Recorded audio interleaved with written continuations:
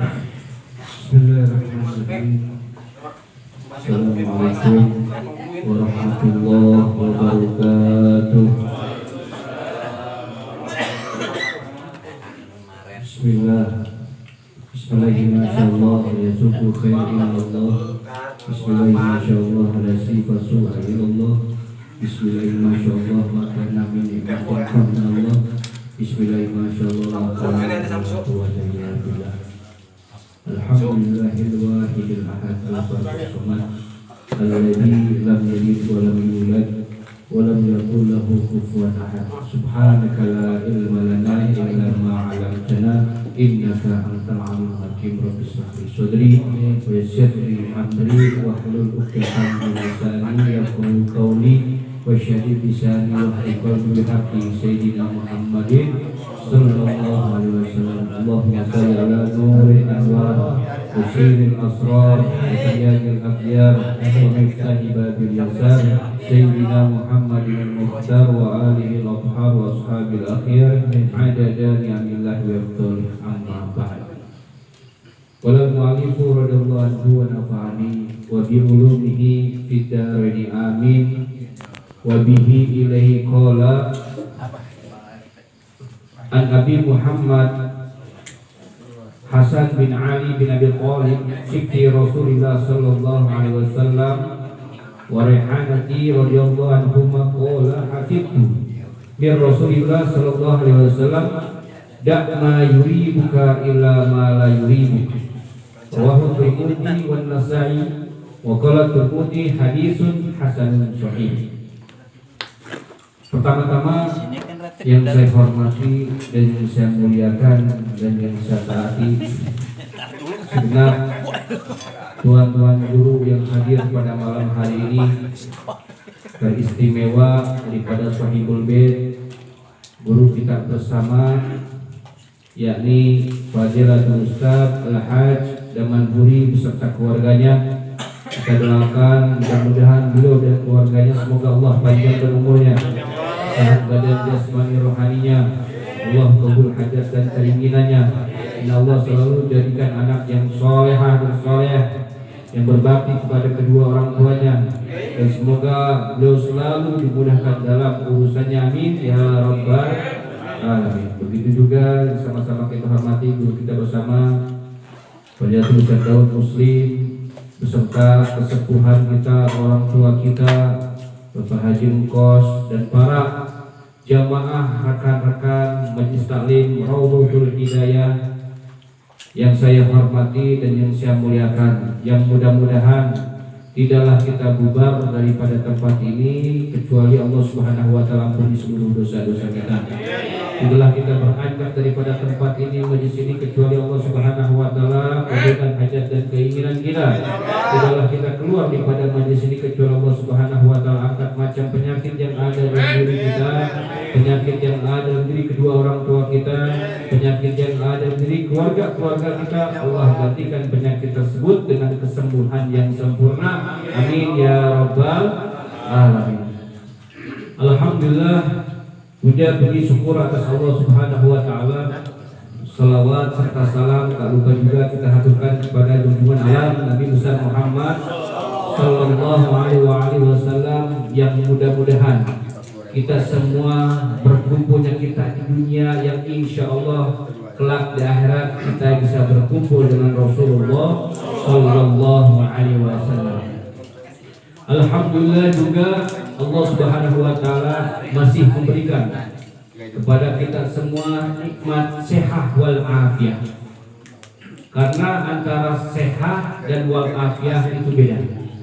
Kalau sehat belum tentu afiat, tapi kalau sudah afiat sudah pasti sehat. Kalau sehat cuman badan jasmaninya doang, johirnya sehat tapi rohanianya tidak sehat.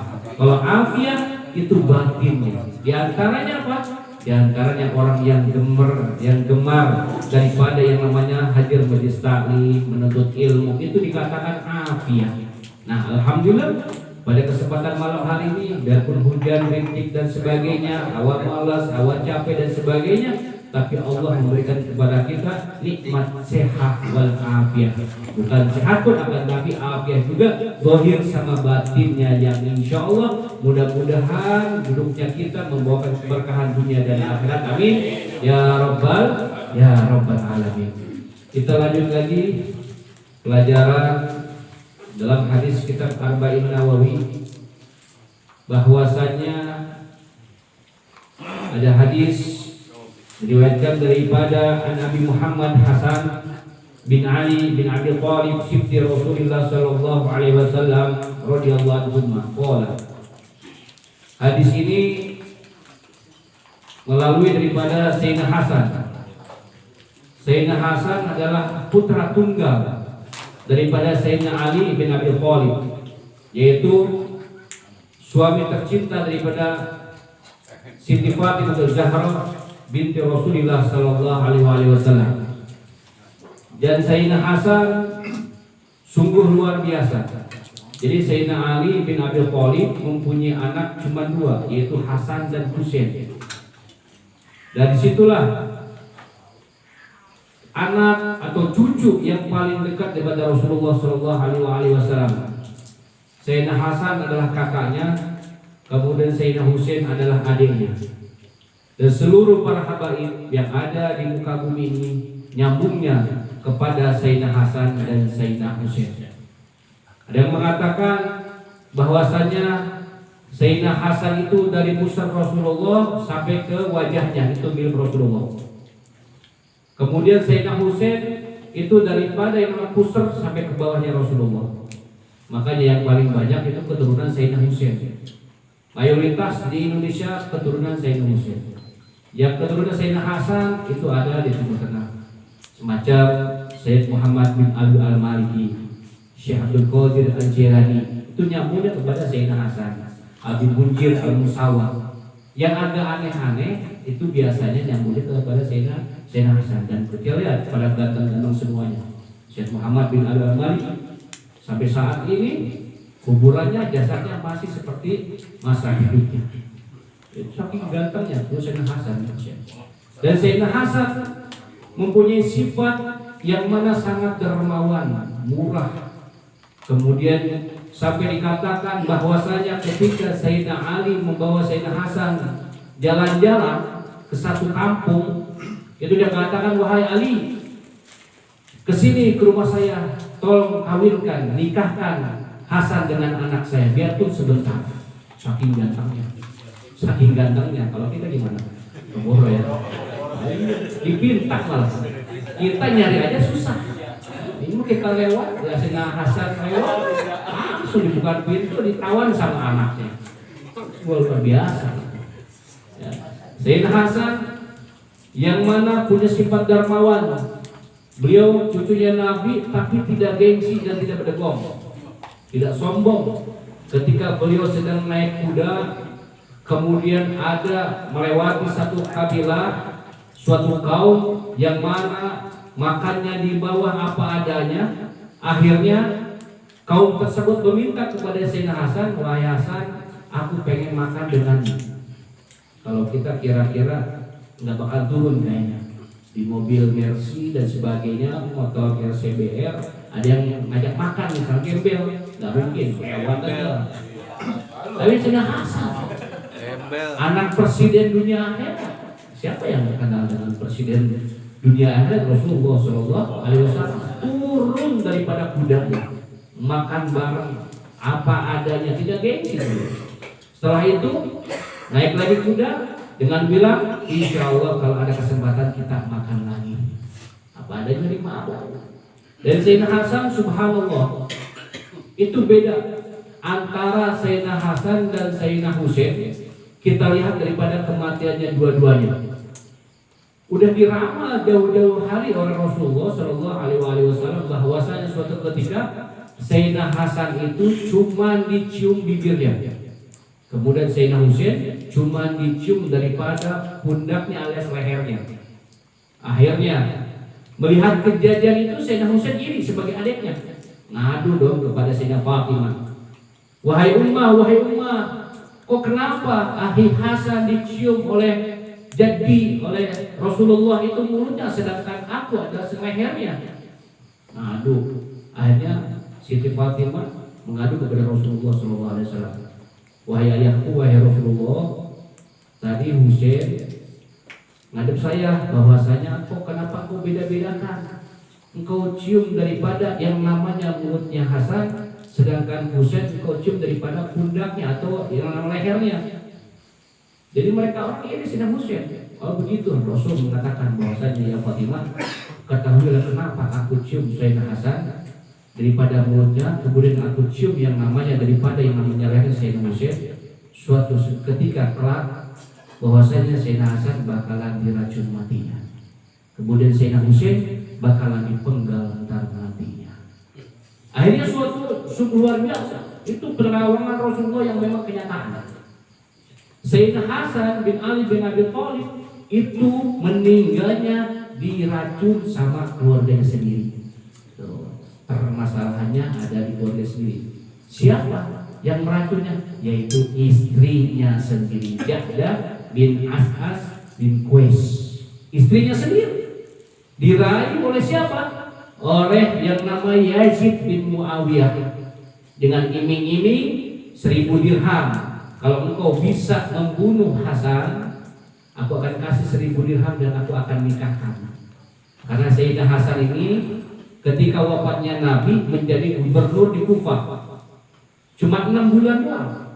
Akan tapi di situ yang namanya dikudeta, disuruh turun jabatannya sebagai gubernur di Kufah oleh Muawiyah. Nah, dari situlah anaknya daripada Muawiyah yaitu Yazid bin Muawiyah pengen nikahin daripada istrinya Sayyidina Hasan dengan iming duit. Cewek matre, iming duit 1000 dirham emas. Udah bunuh suamimu dan kita kawin. Ya kan, 1 M kan orang begitu. Akhirnya meninggal. Sayyidina Hasan diracun oleh istrinya sendiri. Setelah sakit datang adiknya. Wahai akhi, wahai Hasan, siapa yang membunuh? Siapa yang meracun? Apakah Sayyidina Hasan ngasih tahu bahwasanya yang racun istrinya? Enggak. Jawabannya apa? Biarkan Allah yang balas. Takutnya saya salah menuduh, ya itu adalah istriku yang meracun, tapi biarkan. Jadi nggak dikasih tahu sampai meninggalnya, tidak dikasih tahu siapa yang meracun daripada Sayyidina Hasan. Itu meninggalnya sesuai dengan prediksi Nabi bahwasanya beliau diracun lewat mulut. Betul. Kemudian Sayyidina Husain meninggalnya di Karbala, yaitu ditebas daripada lehernya. Sampai dikatakan sampai terlepas daripada yang namanya lehernya. Oleh orang-orang Syiah diarak dan sebagainya, dimasukin tombak diarak. Kemudian ada yang mengatakan bahwasanya kepalanya gelinding-gelindingin, ditendang-tendang bagaikan bola. Makanya ulama sebagian daripada ulama yang mentafaulin atau menisbatkan ke kepala Sayyidina Husain, main bola itu hukumnya haram. Akan tetapi tergantung kita niatnya. Kalau kita niatnya olahraga, berbadan sehat, bertakwa kepada Allah, ibadah kuat, ya nggak apa-apa. Yang penting kan kita niatnya tidak tafaulan atau daripada menisbatkan kepada kepala daripada Sayyidina Husain, tidak. Semua itu tergantung niatnya. Makan, minum, mubah, kalau pengen dapat pahala ya niat. Semua ini juga kita niatkan untuk yang baik-baik. Oleh Sayyidina Hasan di sini mengatakan bahwasanya aku mendengar hafidtu min Rasulillah, aku mendengar, aku menjaga perkataan Nabi dan aku mengambil daripada perkataan Nabi apa? Dak ma yuribuka ila ma la yuribuk. Dak ma yuribuka, tinggalkan apa-apa yang menjadikan ragu terhadap diri kamu. Diri kita ragu segala sesuatu, tinggalkan. Ila ma la yuribuk, terhadap apa-apa yang tidak menjadikan ragu terhadap diri kita. Intinya apa? Jangan ragu atas segala apapun yang kita lakukan. Harus ya yakin. Oh sembuh nggak? Yakin.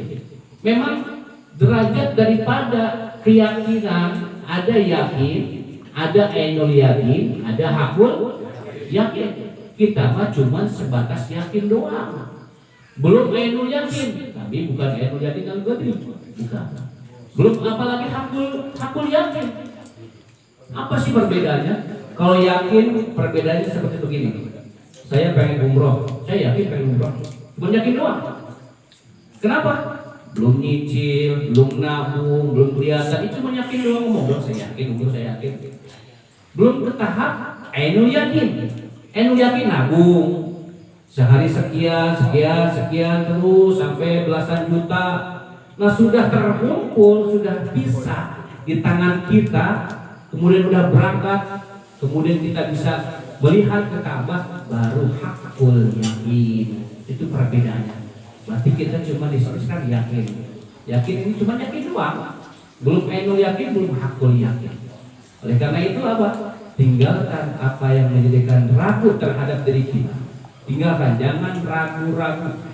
Ya, kalau kita ragu-ragu, makanya harus yakin. Wah, ini minum ini bisa sakit tidak? Itu tergantung daripada mindset kita. Ada kalanya minuman yang kita minum bisa mabok, bisa enggak, itu tergantung kita niatnya dan keyakinan kita. Karena keyakinan itu adalah hati. Al-yakin la yazalu bisak. Yakin itu bisa menghilangkan keraguan. Ada kalanya ketika seseorang yang namanya berwudu, nggak yakin dia, Masya Allah berwudu, itu berkali-kali itu was-was. Al-waswasu minasyaiton. Siapa yang bisa? Nggak ada obatnya, cuman ada obatnya, yaitu dia sendiri yang harus bisa. Kadang usul berallah, karena dari itu gebrak Allah Akbar. Gitu. Kejadian di Sayyid Muhammad bin Al-Maliki, kita punya guru cerita ketika ada imam, ketika mau Allah lama nih, akbarnya lama, karena mungkin dia ya orang-orang ragu, orang syak, orang was-was, dikeplak sama Sayyid Muhammad, ditarik, dibedor, diganti. Ya, jadi emang harus digerewak. Itu nggak cuma diri kita sendiri. Ini najis loh, takut itu was-was. Al-waswasu minasyaiton. Hilangkan keraguan dalam diri kita. Pokoknya kita harus yakin. Ketika ada salah satu seorang murid dikasih sama gurunya bahwasanya siapa orang yang membaca bismillah, insya Allah bisa berjalan di atas air. Kebenaran si murid tersebut adalah ketika belajar ke gurunya itu pakai sampan, pakai getek dan sebagainya. Nah, ketika mendengar ilmu tersebut, dia dengan keyakinan kepada gurunya, dengan keyakinan dengan ayat bismillah tersebut, surat bismillah tersebut, maka dia mengamalkan dari rumah pergi ke taklim, ke tempat gurunya dengan mengucap bismillahirrahmanirrahim. Akhirnya dia bisa jalan daripada yang namanya di atas air menuju mustaqim. Tanya sama gurunya, pulang, kok kesini naik apa? Saya jalan kaki, guru. Saya jalan kaki, saya di atas jalan kaki, cuma di atas air. Kok bisa? Kan sampean yang memberikan ilmu. Siapa orang yang membaca bismillah dengan yakin, insya Allah bisa jalan di atas air. Namanya guru gengsi, wah, belum kalah sama muridnya. Nah, dia udah gitu, wah, gak kalah, berarti sombong nih. Ngeteslah gurunya, dia mau nyebrang ke rumah muridnya. Bismillahirrahmanirrahim, dengan dasar apa? Dia kurang yakin, karena pengen nyoba. Tapi yang pertama dia hakul yakin, benar-benar yakin karena Allah, maka bisa.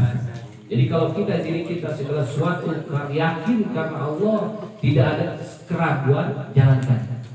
Selagi kita menuju jalan ridho Allah, maka terus jalankan. Satu lagi kisah bahwasanya seorang pemuda pengen meminang daripada yang namanya anak raja. Ini anak raja. Meminang anak raja. Kemudian kata raja, engkau mau minang anak saya, mau nikahin anak saya, punya apa? Wahai Tuhan, tolong berikan syarat. Oke, kalau engkau pengen nikahin daripada anakku, saya punya syarat bahwa saya engkau ambil daripada yang namanya mutiara sekarung, berlian sekarung, dan semuanya intan sekarung. Dengan keyakinan pemuda tersebut, siap, saya akan laksanakan demi aku pinang. Apapun yang engkau katakan, insya Allah saya akan yang namanya ikuti. Dan keyakinan, pergilah ke tepi pantai. Ke tepi pantai, ngambil batok kelapa, kemudian dia pengen niat nguras daripada laut tersebut dengan la haula wala quwwata illa billah. Yakin bahwasanya saya pengen minang ini, saya yakin bahwa saya dapat ikan berlian permata di laut ini. Jadi yakin setiap dia centong daripada air tersebut, la haula wala quwata illa billah, la haula wala quwata illa billah, la haula, dengan keyakinannya. Secara logika enggak mungkin laut itu dikuras. Dia pengen dikuras tuh laut, Pelabuhan Ratu pengen dikuras sama dia. Enggak bisa kalau secara logika. Tapi dengan keyakinan yang kuat, husnuzon kepada Allah, yakin saya bisa. Makanya katakan saya bisa, jangan katakan saya enggak bisa. Katakan saya mampu, jangan katakan saya tidak mampu. Itu mindset semuanya. Segala sesuatu permasalahan yang kita hadapi ataupun pekerjaan yang kecil kita anggap sulit, maka selama-lamanya akan sulit. Tapi yang sulit, yang susah kita anggap mudah, maka selama-lamanya akan mudah. Itu semua mindset tergantung hati kita dan pikiran kita. Ada keyakinan semua. Dikuras lah. Akhirnya Allah Subhanahu wa taala memberikan yang namanya khauf, ketakutan kepada ikan-ikan yang ada di laut tersebut. Ikan hiu, ikan paus dan sebagainya tuh. Dilihat-lihat. Pas dilihat itu siapa yang menguras laut kita? Kalau dikuras terus akhirnya hancur nih. Enggak ada kita bisa mati. Musyawarah semuanya, ikan hiu, ikan teri, ikan jumbo, musyawarah. Coba kita dengar, pengen jadi apa? Kata salah satu ikannya, ketahui bahwasanya pemuda tersebut pengen minang daripada seorang putri yang mana pengen intan berlian permata yang ada di laut sini. Udah kalau begitu kita ambilin, kasih satu-satu. Ikan teri ngasih, ikan bawel ngasih, ikan nila ngasih, semua yang ada di laut kan ngasih di mulut satu-satu sampai di atas daratan. Akhirnya diambillah sama yang namanya pemuda tersebut, sehingga dengan keyakinan dirinya kepada Allah Subhanahu wa taala dengan mengatakan saya bisa, insya Allah bisa, akhirnya mendapatkan apa yang dia inginkan. Jadi dengan hadirnya kita ke tempat seperti ini, yakin saya bahwasanya hadir ke tempat seperti ini pengen supaya saya pengen bisa sembuh, pengen sehat, pengen sebagainya, yakin. Ya kalau ragu-ragu jangan. Ya, nah tinggalkan segala sesuatu dengan keyakinan. Bisa makan minum, yakin saya bisa sehat, yakin. Saya bisa keyakinan kita itu ada kalanya diganggu, digoda sama setan. Saya yakin tidak. Semua intinya adalah jangan ada keraguan di dalam diri kita. Yakin hidup kita mampu, yakin.